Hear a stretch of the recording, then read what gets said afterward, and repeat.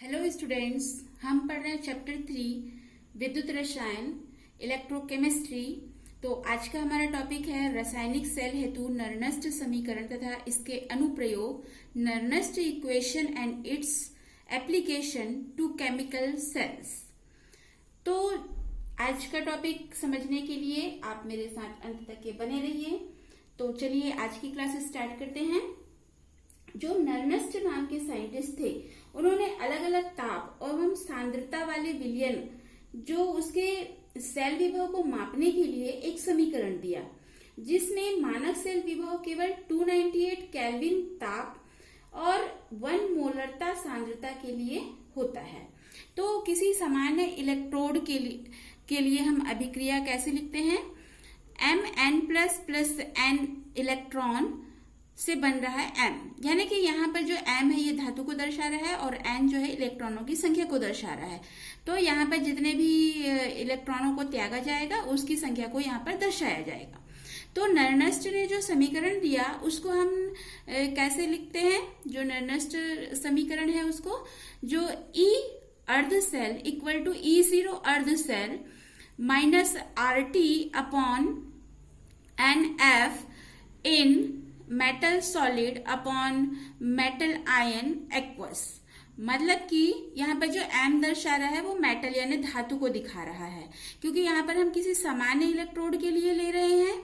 तो इसमें जो ये जो सिंबल दिए हुए हैं ये किन चीजों के हैं भाई, हम इसको जान लेते हैं। तो इसमें E0 Mn+m इक्वल टू ये है जो नॉर्मल हाइड्रोजन इलेक्ट्रोड या हम जो स्टैंडर्ड हाइड्रोजन इलेक्ट्रोड के सापेक्ष इलेक्ट्रोड का मानक इलेक्ट्रोड विभव है, जिसमें Mn+ की सांद्रता 1 मोलरता प्रति लीटर है। यहाँ पर इक्वेशन में हमने Mn+ एक्वस लिखा हुआ है, तो इसका मतलब है धातु आयनों की मोलर सांद्रता, और मेटल सॉलिड लिखा हुआ है इक्वेशन में, तो ये है धातु की सांद्रता। T इक्वेशन में यहाँ पर हमने T लिखा है, ये है ताप केल्विन में। R एक स्थिरांक है जिसकी वैल्यू होती है 8.314 joule kilo inverse mole inverse. N equal to है अपचयन में प्रयुक्त इलेक्ट्रॉनों के मोलों की संख्या, और F है फैराडे।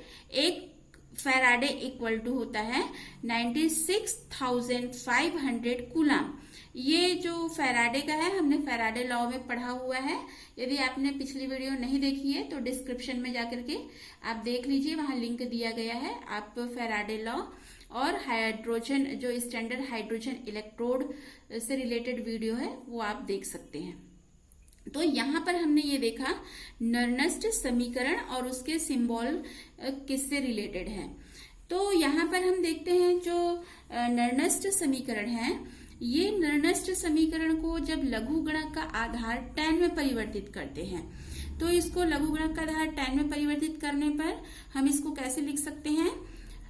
E अर्ध सेल इक्वल टू E0 अर्ध cell minus 2.303 RT upon NF log 10 M solid upon Mn+ ion aqueous. तो यहाँ पर जो ये जो समीकरण मिला है हमने इसको नंबर 2 दे देते हैं, और 298 केल्विन ताप पर जब हम इसमें वैल्यू रखेंगे तो हमको यहाँ पर R की वैल्यू पता है 8.314, और यहाँ पर टेम्परेचर हम ले रहे हैं 298 केल्विन, तो हम यहाँ पर 298 लिख देंगे, और यहाँ पर फैराडे की वैल्यू हमको पता है 96,500, तो इस वैल्यू को हम यहाँ पर रख देंगे। तो ये हो जाएगा आपका E अर्ध सेल इक्वल टू E0 अर्ध cell minus 2.303 into 8.314 into 298 upon n into 96,500 log 10 M solid upon M ion aqueous. तो यहाँ पर जब हम इसको 2.303 इंटू 8.314 इंटू 298 को इंटू करेंगे और उसको 96,500 से डिवाइड करेंगे तो उसकी वैल्यू मिलती है हमको 0.0591। तो इक्वेशन क्या हो जाएगा? E अर्ध सेल इक्वल टू E0 अर्ध cell minus 0 0.0591 upon n log 10 m solid upon m n plus ion aqueous. तो यहाँ पर सामान्य रूप से हम कोई भी इलेक्ट्रोड के लिए हम क्या इक्वेशन लिखते हैं, जो E अर्ध सेल इक्वल टू E0 अर्ध cell minus 0.0591 upon n log 10 अपचयित अवस्था बटे ऑक्सीकृत अवस्था। तो यदि जो समीकरण 3 है, इस समीकरण 3 में यदि सॉलिड को इकाई मान लिया जाए, तो सॉलिड को मतलब जो धातु सॉलिड के रूप में है उसको यदि इकाई मान लिया जाए, मतलब एक मान लिया जाए, तो हम इक्वेशन को कैसे लिख सकते हैं, E अर्ध सेल इक्वल टू E0 अर्ध cell minus 0.0591 upon n log 10 1 upon m n plus ion aqueous. तो ये जो सभी समीकरण हमको मिले हैं 1 2 3 4 5, ये जो इक्वेशन है, ये सभी इक्वेशन इलेक्ट्रोड विभव के लिए नरनस्ट समीकरण के अलग अलग रूप हैं। तो यहाँ पर यदि हमको टेम्परेचर यहाँ पर 298 केल्विन ताप बोला है, इसको हमको यदि अलग अलग तापमान पर भी ज्ञात करना हो, तो हम यहाँ पर जो समीकरण 2 है उसमें हम टेम्परेचर को वहां पर लिख करके उसकी अलग टेम्परेचर पर हम वैल्यू ज्ञात कर सकते हैं, मतलब इलेक्ट्रोड विभव को ज्ञात कर सकते हैं। देन हमारा नेक्स्ट टॉपिक है डैनियल सेल के लिए नरनस्ट समीकरण। तो जो डैनियल सेल है, यदि आपने डैनियल सेल नहीं पढ़ा है तो आप डिस्क्रिप्शन बॉक्स में लिंक दी गई है, आप वहां से डैनियल सेल के लिए भी वीडियो देख सकते हैं। तो जो डैनियल सेल है उसमें विलियनों के सांद्रण 1 मोलरता लीटर इनवर्स यदि नहीं है, तो हम इसके लिए समीकरण जो सेल है उसको कैसे लिखते हैं, Zn। अब यहाँ पर जो है Zn इलेक्ट्रोड यानी जिंक इलेक्ट्रोड और कॉपर इलेक्ट्रोड को लिया गया है। तो ये दो जो डैनियल सेल है उसमें हमने देखा था कि जो जिंक इलेक्ट्रोड होता है और कॉपर इलेक्ट्रोड होता है। तो जिंक सॉलिड हम इसको लिखते हैं zinc solid zinc 2 plus ion aqueous, और इनके बीच में एक सिंगल लाइन खींचते हैं, डबल लाइन जो है लवण सेतु को दर्शा रहा है, कॉपर 2 प्लस एक्वस, और सिंगल लाइन खींच करके कॉपर सॉलिड, ऐसा हम सेल से दर्शाते हैं। तो जो राइट हैंड साइड का जो सेल है, ये इसके राइट हैंड साइड के अर्ध सेल का इलेक्ट्रोड विभव यानी कि ER को हम नरनस्ट समीकरण के रूप में E copper 2 plus copper equal to E0 copper 2 plus copper plus RT upon 2F in copper 2 plus, ऐसा लिखते हैं। इसको हमने इक्वेशन 1 दे दिया। देन जो लेफ्ट हैंड साइड का है, इस लेफ्ट हैंड साइड के लिए हम जो नरनस्ट समीकरण है उसको लिखते हैं E Zn2 plus Zn equal to E0 Zn2 plus Zn plus RT upon 2F in Zn2 plus. इसको हम इक्वेशन 2 दे देते हैं, क्योंकि हमको पता है E cell equal to E right side minus E left side. तो हम E सेल इक्वल टू जो राइट साइड में है उसको इक्वेशन 1 से लिख देंगे, और जो लेफ्ट साइड का है उसको इक्वेशन 2 से यहाँ पर रख देंगे। तो हमको इस प्रकार से ये एक इक्वेशन मिल जाएगा। अब इसको हम जो है सॉल्व करेंगे, तो सॉल्व करेंगे तो इसमें से हम सेल को अलग कर लेते हैं और जो बाकी चीजें हैं उससे कॉमन निकाल लेते हैं। तो हमारा समीकरण क्या मिलेगा हमको, E cell equal to E0 copper 2 plus copper minus E0 Zn2 plus zinc plus RT upon 2F in copper 2 plus upon Zn2 plus. यहाँ पर जो ये माइनस में हो रहा है तो copper 2 plus upon Zn2 plus ऐसा लिख लेंगे। अब यहाँ पर चूंकि हमको पता है कि E0 cell equal to E0 copper 2 plus copper minus E0 zinc 2 plus Zn zinc होता है, तो हम इसको जो समीकरण 3 है उसमें यहाँ पर जो ये आपका सेल दिया हुआ है इसको हम यहाँ पर से E0 सेल की वैल्यू यहाँ पर समीकरण 3 में रख देंगे। तो हमको इक्वेशन मिलेगा E cell equal to E0 cell plus RT upon 2F in copper 2 plus upon Zn2 plus. इस तरीके से हमको ये इक्वेशन मिल जाएगा। अब इसमें यदि हम इस इक्वेशन को लघुगणक का आधार 10 में परिवर्तित करते हैं तो हम इसको कैसे लिखेंगे, E cell equal to E0 cell plus 2.303 RT upon 2F log CU2 plus upon ZN2 plus. अब यहाँ पर चूंकि 298 केल्विन ताप पर हमने देखा है कि 2.303 और R की वैल्यू हमने रख देते हैं 8.314 और इनटू जो टेम्परेचर है 298 केल्विन अपॉन जो फेराडे है 96,500। जब हम इसको सॉल्व करते हैं तो हमको इसका वैल्यू मिलता है 0.0591। अभी हमने कुछ मिनट पहले ही देखा था, तो इसको हम समीकरण 5 में रख देते हैं। तो समीकरण 5 में रख देंगे तो ये क्या हो जाएगा, E cell equal to E0 cell plus 0.0591 upon 2 log copper 2 plus upon zinc 2 plus. या फिर हम इसको कैसे लिख सकते हैं, E cell equal to E0 cell minus 0.0591 upon 2 log zinc 2 plus upon copper 2 plus. अब यहाँ पर ये दो इक्वेशन है, दोनों समान है, लेकिन अंतर क्या है कि यहाँ पर कॉपर 2 प्लस ऊपर में है और इस समीकरण में कॉपर 2 प्लस नीचे में है। देन दूसरा अंतर क्या है कि यहाँ पर जो है लॉग के पहले यहाँ पर प्लस का साइन है और यहाँ पर लॉग के पहले माइनस का साइन है। तो हमको इसमें कंफ्यूज नहीं होना है, इसके लिए हमारे पास ट्रिक है, ये है आपका POR। POR का मतलब है यहाँ पर प्रिंस ऑफ रोम। तो हमको इसको याद रखने के लिए आपको कुछ नहीं करना है, बस जो आप किसी भी जो मेटल का आप अर्ध सेल ले रहे हैं उसको आप जैसे इक्वेशन लिखना है हम वैसे ही इक्वेशन लिखेंगे।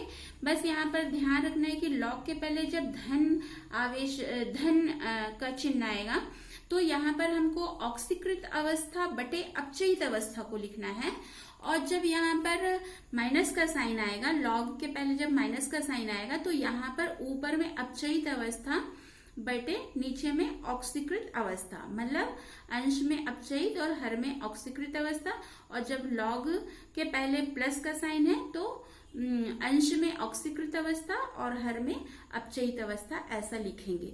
तो हमको ये कंफ्यूज नहीं होना है कि ये प्लस का साइन यहाँ पर आ गया और माइनस का साइन यहाँ पर आ गया। तो इस कंफ्यूजन को आप ठीक से जो है समझ करके दूर कर लेंगे। देन नेक्स्ट है नर्नस्ट समीकरण द्वारा सेल का ईएमएफ ज्ञात करना। तो जो कोई भी सेल है उसका ईएमएफ ज्ञात करने के लिए दो अर्ध सेलों में जो उपयोग किया जाता है धातु, यदि उन धातुओं की संयोजकता यदि अलग अलग है तब हम मान लेते हैं कि ये सेल है। और ये सेल में जैसे हम देख रहे हैं कि कॉपर जो है 2 इलेक्ट्रॉन को त्याग करेगा तो ये कॉपर 2 प्लस में चेंज हो जा रहा है, और Ag जो है एक ही इलेक्ट्रॉन को ग्रहण कर रहा है तब वो Ag में चेंज हो रहा है। मतलब यहाँ पर इन दोनों धातुओं की जो संयोजकता है, आयनों की संयोजकता है, ये अलग अलग है। तो हमने सेल की अभिक्रिया कैसे लिखेंगे, copper solid plus 2Ag plus aqueous, और कॉपर से बनता है copper 2 plus aqueous plus 2 silver solid.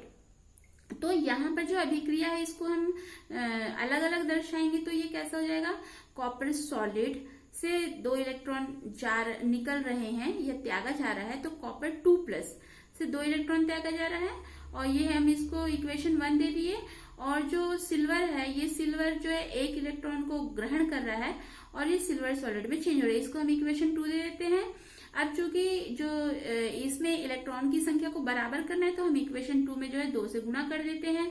तो 2 से गुणा कर देंगे तो ये क्या हो जाएगा, 2Ag प्लस, मतलब जो ये समीकरण 2 है, ये समीकरण 2 जो है 2Ag प्लस प्लस 2 इलेक्ट्रॉन से बनेगा 2Ag, ऐसा ये चेंज हो जाएगा जब हम इसको 2 से गुणा करेंगे। तो अर्ध सेलों के इलेक्ट्रोड विभव को हम कैसे लिखेंगे, जब इसके जो यदि हम इसको 2 से गुणा नहीं किए रहेंगे तब हम इसको क्या लिख सकते हैं, EAG plus AG equal to E0 AG plus RT upon 2F in AG plus सिर्फ हम इतना ही लिखेंगे। यहाँ पर जो स्क्वायर जो लगाए हैं ये जब 2 से गुणा करते हैं तब लिखा हुआ है। यदि हम इसको पहले जब हमने गुणा नहीं किया है तब हम इसको लिखेंगे तो यहाँ पर स्क्वायर को नहीं लगाएंगे, ये बात को ध्यान रखिएगा। और देन हम लेफ्ट साइड का सेल्स को लिखते हैं तो E copper 2 plus copper equal to E0 copper 2 plus copper plus RT upon 2F in copper 2 plus. ये यहाँ पर ये ध्यान रखेंगे कि ये जो है आपका स्क्वायर में है और यहाँ पर ये 2 प्लस आयन में है। इसका जो सिल्वर का आयन है वो एक ही है, प्लस आयन एक प्लस है और यहाँ पर स्क्वायर लगा हुआ है। और यहाँ पर जो Cu का जो आयन है ये 2 प्लस है, ये ब्रैकेट के बाहर में नहीं लिखना है। तो इन दोनों चीजों को ध्यान रखेंगे क्योंकि ये 2 इलेक्ट्रॉनों को त्याग रहा है और ये इलेक्ट्रॉन को ग्रहण कर रहा है। ये जो इक्वेशन बना है जब हमने इसको 2 से इंटू किया है तब आया है, तो कंफ्यूजन नहीं होना है। ई सेल इक्वल टू हमको पता है ER माइनस EL, तो जो राइट हैंड साइड का है तो राइट हैंड साइड का जो भी सेल अर्ध सेल है उसको नर्नस्ट समीकरण है उसको लिख देंगे, और जो कॉपर का लेफ्ट हैंड साइड का जो नर्नस्ट समीकरण है हम उसको लिख देंगे। तो यहाँ पर हमको ये इक्वेशन मिल जाएगा। अब इसके बाद हम यहाँ पर देखते हैं कि जो हमको इक्वेशन मिला है इस इक्वेशन से हम जो चीज कॉमन निकलेगी उसको कॉमन निकाल लेंगे और E0 सेल को अलग कर लेंगे। तो E तो हमको क्या मिल जाएगा, E cell equal to E0 Ag plus Ag minus E0 copper 2 plus copper plus RT upon 2F in Ag plus square upon copper 2 plus ion. तो यहाँ पर जो हमको अपचयन विभव का मान है यदि हमको ये ज्ञात हो तो यहाँ पर E0 Ag प्लस Ag की वैल्यू जो है अपचयन विभव का मान 0.80 वोल्ट और कॉपर सेल का E0 कॉपर 2 प्लस कॉपर के अपचयन विभव का मान 0.34 वोल्ट होता है। तो हम यहाँ पर जो हमको ये समीकरण मिला हुआ है इस समीकरण में हम वैल्यू रख देंगे। तो ये आपका सिल्वर अर्ध सेल का है और कॉपर अर्ध सेल की वैल्यू हम इसको रख देंगे। तो E cell equal to 0.80 minus 0.34 volt plus RT upon 2F in Ag plus square upon Cu 2 plus ion. तो यहाँ पर इसको सॉल्व करेंगे तो इसको माइनस करेंगे तो हमको मिल जाता है समीकरण E cell equal to 0.46 volt plus RT upon 2F in Ag plus square upon Cu 2 plus. या फिर हम इसको और कैसे लिख सकते हैं, अभी हमने बताया कि अपचयित अवस्था और ऑक्सीकृत अवस्था में क्या होता है प्लस माइनस का साइन में।